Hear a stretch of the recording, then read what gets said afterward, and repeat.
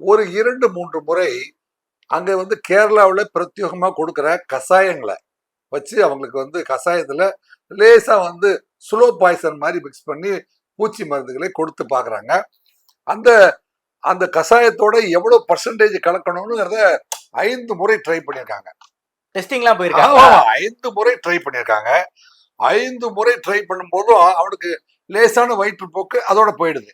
லேசான வயிற்றுப்போக்கு அதோட போயிடுது. வேற வழி இல்லாம ஒரு ஃபைன் மார்னிங் வந்து சரவண் ராஜை வீட்டுக்கு அலர வச்சு இதை குடிங்க, ரொம்ப நல்லது, உடம்புக்கு நல்லதுன்னு 3 பேருமே இருக்கிற போது அந்த ஜூஸ்ல பூச்சி மருந்துடைய விகிதாச்சாரம் அதிகமா கலந்து அது கொடுக்கப்படுகிறது. ஓகே. ஸோ அதை குடிச்ச உடனே வந்து இவன் வந்து அன்றைய தினத்துக்கு அடுத்த நாளே வந்து இவனுக்கு வந்து உடல் உறுப்புகள் எல்லாம் வந்து உள் உறுப்புகள்லாம் வந்து இயங்கா நிலைக்கு போயிடுது. அவனுக்கு வந்து உடல்நிலை மோசம் அடைஞ்சிருது. மோசம் அடைஞ்சோடனே அவன் வந்து வீட்டில் தெரிவித்து அங்கே இருக்கிற ஹாஸ்பிட்டலில் அட்மிட் ஆயிடுறாங்க.